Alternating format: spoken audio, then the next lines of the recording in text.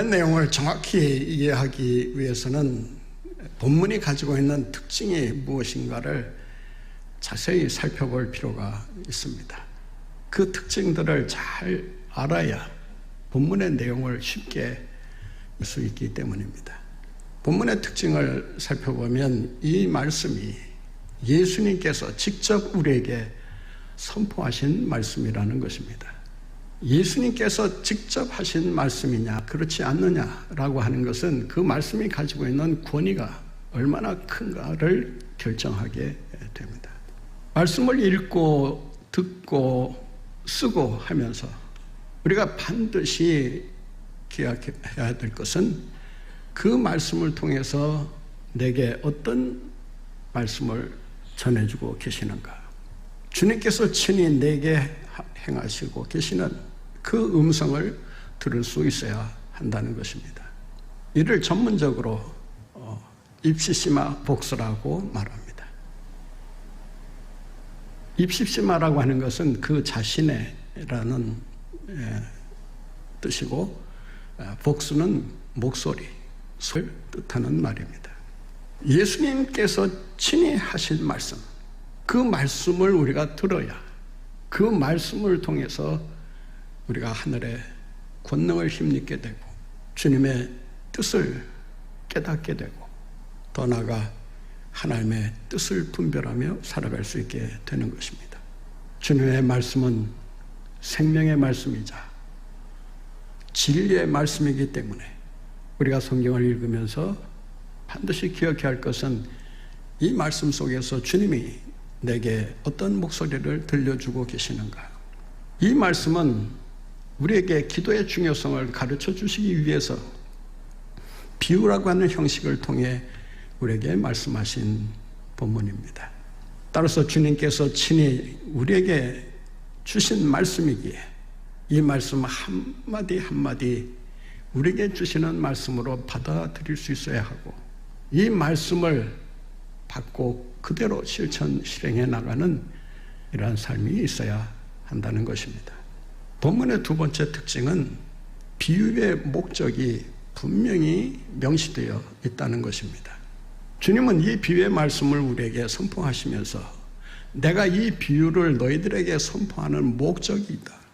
두 가지 목적이 있는데, 하나는 항상 기도할 것, 두 번째는 낙심하지 말고 기도할 것. 항상 기도할 것과 낙심하지 말고 기도할 것, 이 두 가지 목적을 우리에게 심어주시기 위해서, 따라서 우리는 이 비유의 말씀을 통해서 주님이 우리에게 주시려는 이 목적을 분명히 알고 본문을 그 목적대로 이해할 수 있어야 한다는 것입니다.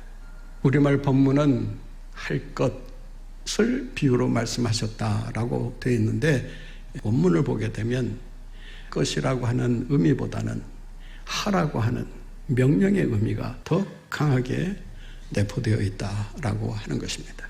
따라서 주님이 이 비유를 우리에게 주시는 목적은 항상 기도하고 낙심하지 말고 기도해야 될 것이 기도 생활의 중요한 자세임을 우리에게 가르쳐주고 있는 것입니다. 세 번째 특징은 사람과 사람 사이에서 일어나는 일을 하나님과 사람 사이의 관계로 설명하고 있다는 것입니다. 다시 말해서 지상의 일을 천상의 일로 해석하고 계시는 것입니다. 불의한 재판관이 억울한 사정을 호소하는 과부의 그 원한을 풀어준 것처럼 하나님께서 기도하는 백성, 끈질기게 주 앞에 아뢰는 하나님의 자녀를 결단코 그대로 내버려 두지 아니하시고 선한 응답으로 충만히 채워주신다라고 하는 말씀입니다. 오늘 본문에 보면 속히 들어주리라, 속히 원한을 풀어주리라 라고 주님께서 약속하고 계십니다. 이러한 특징들을 무시하고 이 말씀을 해석하려고 하면 자칫 엉뚱한 길로 갈 수가 있습니다. 본문을 통해서 예수님이 의도하시는 바와는 전혀 다른 방향을 향해 우리가 가게 된다는 것입니다. 같은 말이라도 그 말을 어떻게 해석하느냐에 따라서 긍정적일 수도 있고 부정적일 수도 있습니다. 해석을 어떻게 하느냐가 참 중요합니다. 그런 의미에서 설교가 중요한 것은 설교는 말씀에 대한 해석 그 자체라고 할 수 있기 때문에 이 말씀을 어떻게 해석하느냐, 어떤 관점에서 이 말씀을 보고 해석하느냐에 따라서 그 내용이 천양지차로 달라질 수 있다라고 하는 것입니다. 이 본문을 해석하는 그 해석도 정확해야 되지만 그 해석을 우리의 삶에 적용하는 일도 정확해야 합니다. 그렇게 하기 위해서는 정확한 해석이 선행돼야 합니다. 정확한 해석 없이 정확한 적용이 이루어질 수 없습니다.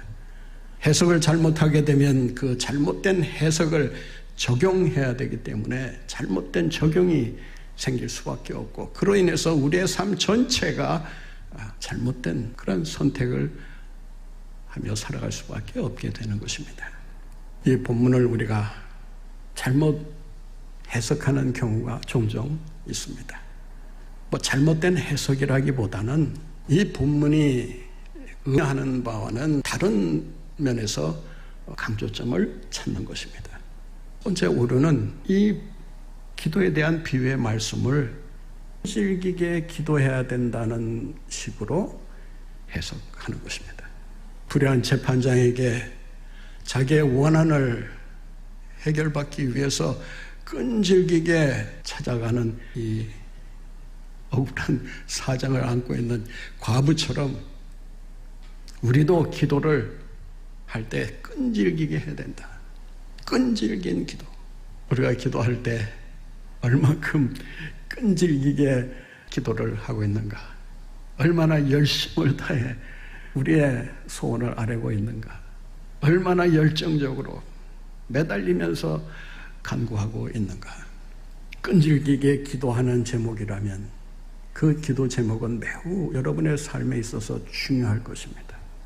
중요하기 때문에 이 억울한 사정을 지금 해결받지 못해서 안타까워하는 이 과부가 불의한 재판장을 향해서 계속 가고 또 가고 하는 일을 반복하고 있는 것입니다. 그 과부에게 있어서는 엄청난 일이 아닐 수 없습니다. 그 억울한 사정이 어떤 사정인지는 본문이 구체적으로 밝히고 있지 않아서 잘 모르겠습니다만은 이 여인의 행동을 살펴보면 그가 가지고 있는 문제가 자기의 생사를 결정할 수도 있는 중요한 심각한 문제였음을 알 수가 있습니다. 그런데 이 심각한 문제를 받아들이는 이 불의한 재판장의 자세를 보면 어떻게 이럴 수가 있는가? 재판장이 아무리 불의하다 해도 이러한 억울한 사정을 계속해서 거듭 반복해서 간청하는 이 여인의 호소를 뿌리칠 수 있는 것인가? 어떻게 되먹은 사람이기에 이 불의한 재판장에게 있어서 이 과정은 전혀 문제가 되지 않았던 것입니다. 관심사도 될 수가 없었습니다. 그랬기에 그는 계속해서 이런 지하의 과부의 간청을 거절하고 전혀 다룰 생각을 하지 않고 있었던 것입니다. 법적으로 문제를 해결하기 위해 마음 먹고 달려들었으면 순식간에 해결될 수 있을 문제였음에도 불구하고 그는 법적으로 이 문제를 다루려고 하지를 않고 있는 것입니다. 법을 집행하는 사람이 법대로 처리하지 않는다. 무슨 경우가 이런 경우가 있습니까? 이런 경우를 아마 살아가면서 한 번쯤 경험해 보신 분들도 있을 것입니다. 어떤 사람은 억울한 누명을 쓰고 45년 동안 감옥 생활을 할 수밖에 없었던 그런 사건이 얼마 전에 보도되지 않았습니까?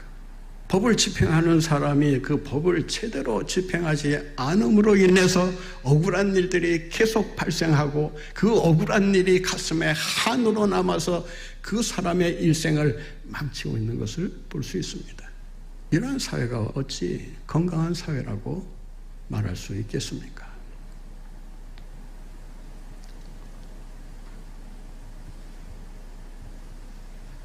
본문은 끈질기게 기도하는 것을 장려하는 비유의 말씀이 아닙니다. 끈질기게 기도해야 된다라고 하는 문제는 아마 기도를 한 번쯤 해본 사람이라면 이 문제에 대한 고민을 아마 다 해보셨을 것입니다.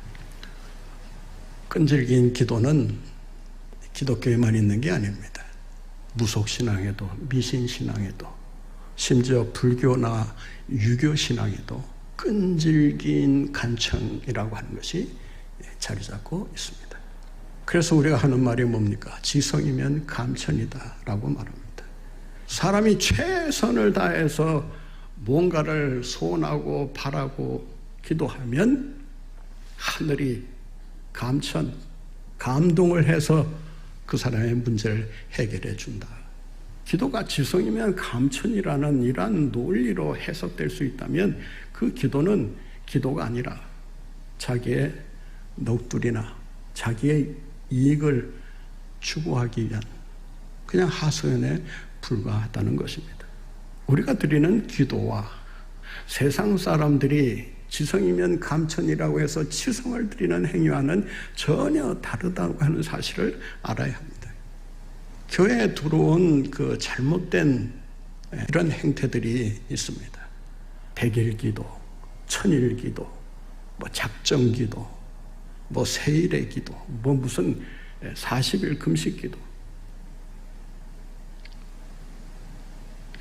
끈질긴 기도가 중요하지 않다는 말이 아닙니다. 그리고 오늘 본문의 이 말씀이 끈질김을 강조하지 않는 비유가 아니라는 것입니다. 끈질겨야 합니다. 끈질겨야 성공할 수 있고, 끈질겨야 목표를 달성할 수 있고, 끈질겨야 달인의 경지에 들어설 수 있습니다. 여러분 생활의 달인들 보세요. 한 가지 공통점이 있잖아요. 끈질긴 도전, 모험, 끈질김이 없이 어떤 경지에 이르를 수 있는 것은 이 세상에 존재하지 않습니다.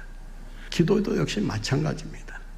그런데 그 끈질긴 기도를 해야 응답받는다라고 하는, 이것은 자칫 잘못하면 이런 오류를 낳게 됩니다. 사람이 노력해야 응답이구나. 하나님께서 우리에게 응답해 주실 때도 우리가 얼만큼 끈질기게 붙들고 매달리고 떼쓰느냐. 어떤 사람은 이 본문을 해석하면서 이렇게 말해요. 하나님께서 안절부절하지 못하도록 깨어 계시지 주무시지 못하도록 계속 성가시게 우리 주님을 깨워야 된다. 위험한 그런 생각이 아닐 수 없습니다. 우리가 주님을 깨운다고 해서 주님이 깨고 주무셔도 좋다고 하니까 또 거기에 따라서 주무시고 하는 그런 분이 아니라는 거예요. 응답도 사람의 어떤 노력의 결과가 아니라 하나님께서 뜻하시는 대로, 하나님께서 원하시는 방법대로 주시고 응답을 해 주시는 거예요. 하나님께서 하시는 일조차 인간이 마음대로 좌지우지할 수 있다고 하는 생각은 애초부터 버려야 합니다. 끈질기게 기도해야 돼요. 그런데 그 기도는 주님께서 응답해 주실 때까지 인내하며 기도하는 끈질긴 기도여야 하는 것입니다. 이 본문을 잘못 해석하면 기도를 한풀이식으로 생각하게 됩니다. 이 과부가 재판장에게 와서 뭐라고 간청을 합니까? 내 원한 좀 풀어줘요. 내 원한 좀 풀어주시오. 이것 때문에 내가 속상해서 견딜 수가 없다. 오늘 본문에 보면 그 속상한 일이, 그 원한 맺힌 일이 원수로부터 왔다고 얘기합니다. 그 원수가 누군지는 모르겠어요. 또 이 여인에게 어떤 억울한 일을 행했는지는 알 수가 없습니다.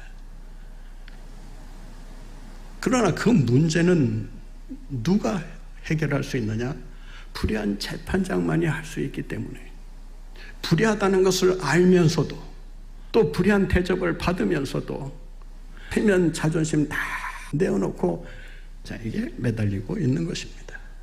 그래서 한을 풉니다.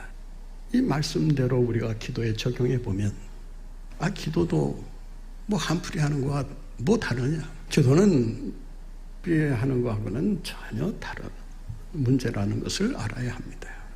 기도는 내 한풀이를 위해서 하는 게 아니고 하나님의 뜻이 무엇인가를 분별하고 하나님께서 원하시는 바가 무엇인가를 우리가 깨닫기 위해서 기도하는 거라는 사실을 알아야 합니다. 하나님 중심으로 내 인생이 사라지기를 원하는 그런 심정으로 우리가 주님 앞에 기도하는 것입니다. 과부가 가지고 있는 원하는 어떤 의미에서 복수심이라고 할 수 있습니다. 원수에게 보복하고자 하는 이 마음이 간청으로 나타나고 있는 거예요. 여러분이 기도할 때 여러분을 억울하게 만든 어떤 대상을 보복하기 위해서 그 한을 풀기 위해서 기도하는 일은 잘못된 기도라는 사실을 알아야 합니다. 또 한 가지 우리가 잘못 이 말씀을 해석하는 경우가 있는데 항상 기도하라는 것입니다. 항상 기도하라는 것이 과연 뭘 의미할까? 쉬지 말고 기도하라고 했을 때 그 쉬지 말고 기도한다는 것이 도대체 어떤 기도를 가리키는가? 24시간 내내 아무 일도 하지 않고 오직 기도에만 매달리라고 하는 말씀인가? 많은 분들이 시간적으로 오랫동안 기도하는 것을 항상 기도하는 것으로 생각합니다. 항상이라고 하는 말을 시간적으로 해석하다 보면 기도가 율법 행위가 됩니다. 항상 기도해야 되는데 여러분 항상 기도할 수 있어요? 밥도 안 먹고 회사도 안 나가고 회사에 나가도 계속 기도만 하고 있다면 사람들이 뭐라고 하는지 아세요? 영 맛이 같다고 얘기를 합니다. 항상 기도한다는 것은 그런 의미가 아니에요. 항상 기도한다는 것은 어떤 상황에 처하든지 기도를 쉬지 않는 것을 말합니다. 어떤 상황이 낙심이 되어서 기도를 중단하지 말라라 그런 뜻이에요. 그리고 기도하는 그 목적을 이룰 때까지 주님의 응답이 있을 때까지 끝까지 기도하라는 것입니다. 헬라어에 보면 에이스텔로스라고 말합니다. 텔로스라고 하는 말은 어느 목적을 향해서라는 뜻이에요. 오늘 본문에 보면 이 본문의 배경이 매우 암울한 시대였음을 우리에게 암시해 주고 있습니다. 어디서 그런 암시를 찾아볼 수 있느냐? 억울한 일을 당한 과부가 그 억울한 일을 당하고 있음에도 불구하고 그 억울한 일을 풀 수 있는 통로가 막혀 있다라고 하는 것입니다.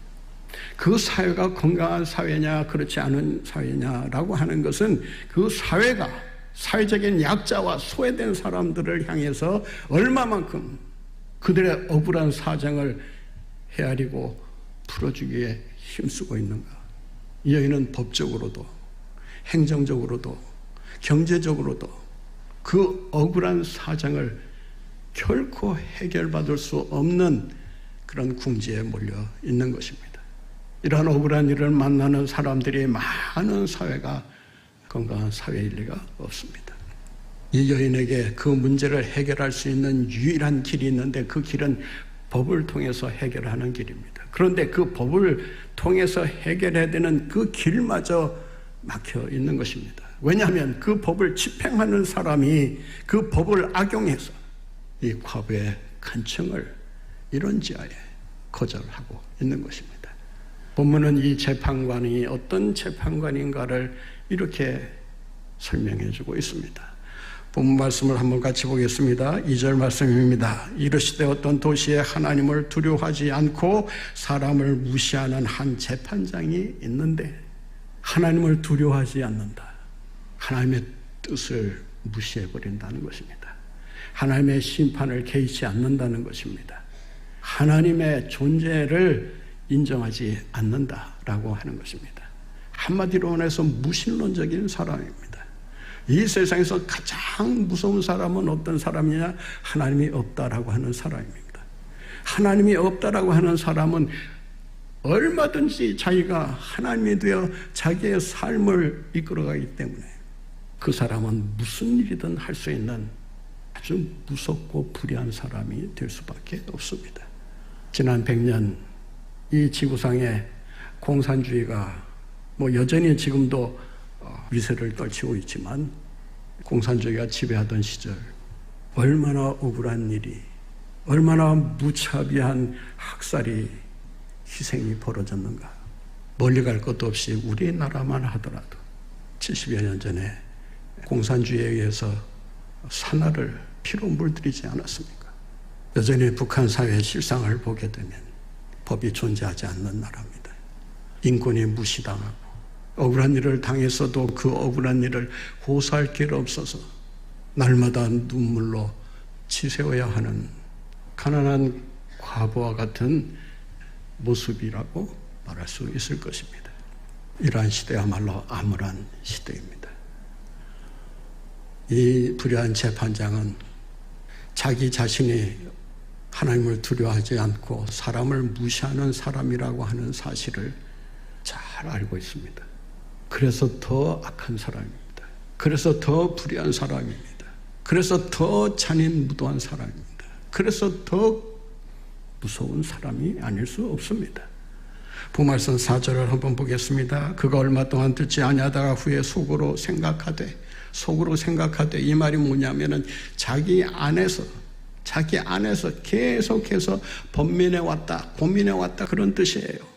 그 고민의 내용이 뭡니까? 내가 하나님을 두려워하지 않고 사람을 무시하나? 얼마나 잘 알고 있어요? 문제는 회개가 없다는 것입니다.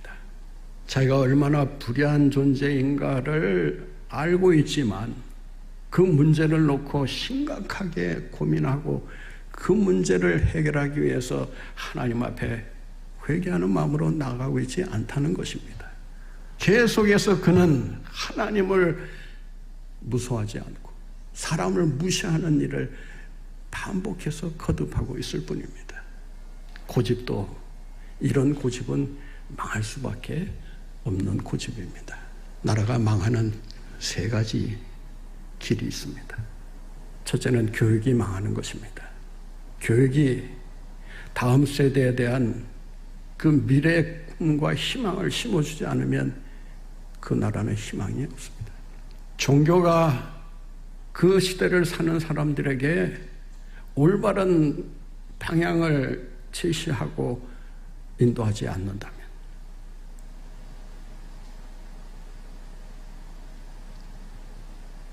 그 종교는 오히려 악영향을 끼칠 수밖에 없는 것입니다. 3번째는 법이 제대로 집행되지 않는다는 것입니다. 여러분, 재판장이 해야 될 일이 뭐겠습니까? 모세오경에 보면 재판장이 이렇게 법을 집행해야 된다라고 하는 것을 상세하게 기록하고 있습니다.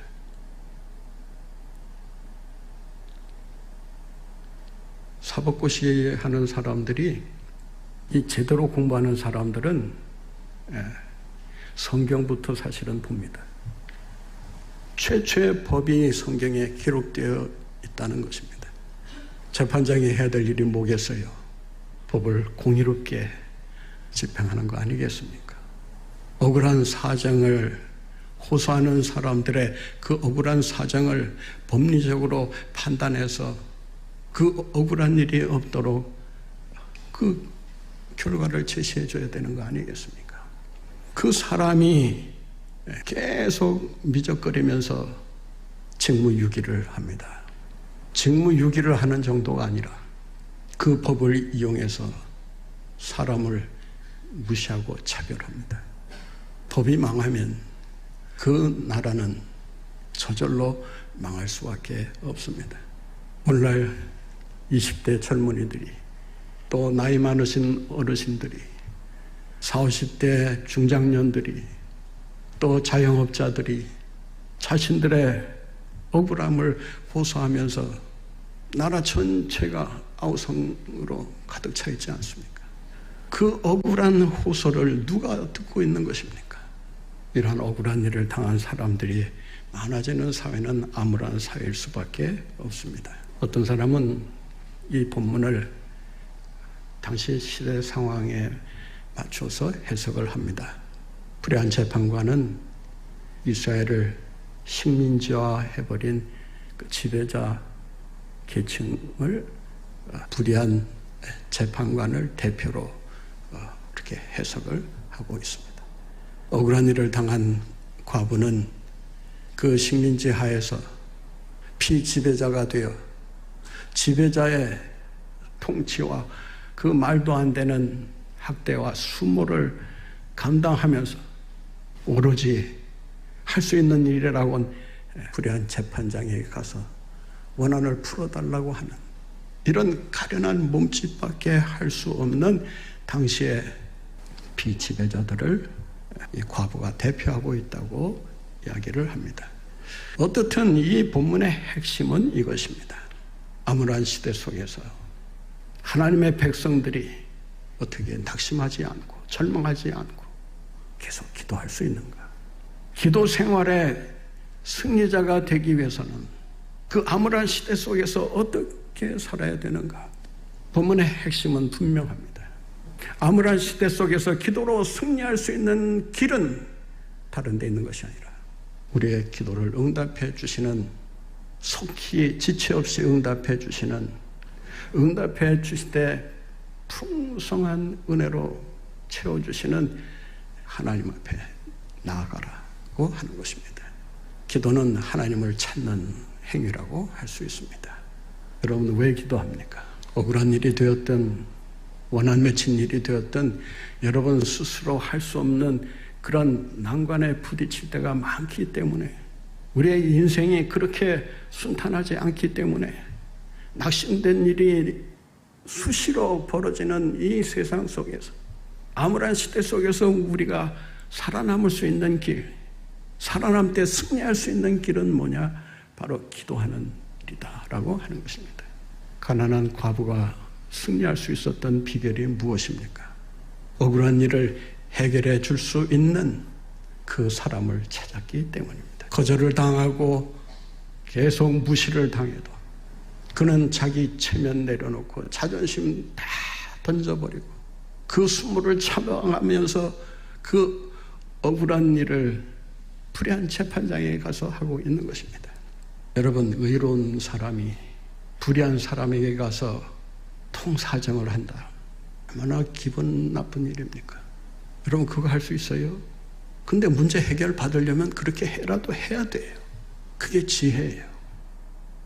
그래서 오늘 본문에 주님이 뭐라고 말씀하시는지 아세요? 여러분 잘 들으세요. 6절 말씀 함께 보겠습니다. 주께서 또 이르시되 불의한 재판장이 말한 것을 들으라. 저는 이 말씀을 보고 깜짝 놀랐어요. 불의한 재판장에게서 뭘 배우라고 하느냐? 그가 하는 말을 들으라는 거예요. 그가 지금 뭐라고 말하고 있어요? 내가 하나님을 두려워하지 아니하고 사람을 무시하지만 저 사람이, 저 여인이 계속해서 나를 번거롭게 하고 성가시게 하고 나를 괴롭히니 더 이상 내가 참을 수가 없구나, 견딜 수가 없구나, 이러다가 내가 지레 지쳐 쓰러지겠구나, 들어줘야 되겠구나. 그래서 들어줬다, 그 말이에요.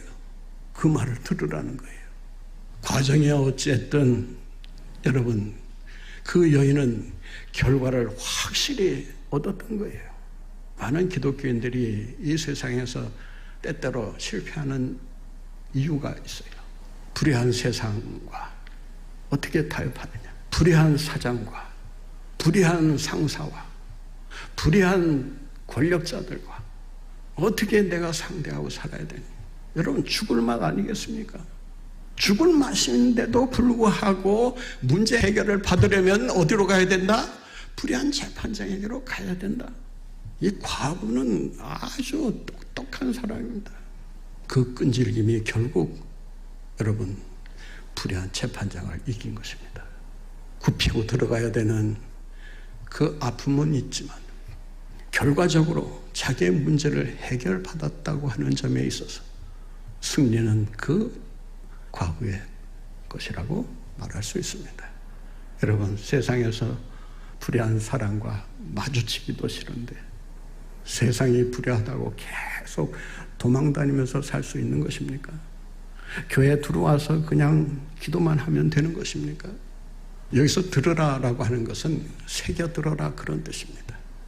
불의한 재판장의 행동을 닮으라는 말이 아니라 그 행동을 통해서 뭘 본받으라는 것이 아니고 그가 그렇게 말하는 그 이유를 되새겨보면서 그리고 하시는 말씀이 있습니다.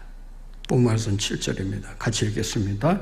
하물 하나님께서 그 밤낮 부르짖는 택하신 자들의 원한을 풀어주지 아니하시겠느냐? 그들에게 오래 참으시겠느냐? 무슨 말이에요? 반드시 들어주신다. 그래서 8절에 이렇게 말합니다. 내가 너에게 이르노니 속히 그 원한을 풀어주시리라. 왜 아멘이 없어요? 다시 한번 제가 읽겠습니다. 내가 너에게 이르노니 속히 그 원한을 풀어주시리라. 여러분, 불의한 재판장도, 몰인정한 불의한 재판장도, 은혜를 베풀기를 인색하게 다루는 재판장도 그 억울한 일을 자기가 번거롭다고, 자기가 괴롭다고 들어준 것처럼 불의한 사람도 그렇게 행동한다면 정의로우신 하나님께서, 선하신 하나님께서, 은혜로우신 하나님께서, 자비로우신 하나님께서, 우리의 억울한 사정에 귀를 기울이시는 하나님께서 여러분 얼마나 신속하게 지체 없이 그 기도를 들어주시겠느냐. 오늘 본문에 보면 이중부정으로 되어 있습니다. 이중부정은 강한 긍정을 요구할 때 사용합니다. 우리 주님의 응답이 있다는 것을 기억하시고 여러분의 기도의 중심에 하나님을 둘 수 있어야 합니다. 기도란 뭐냐?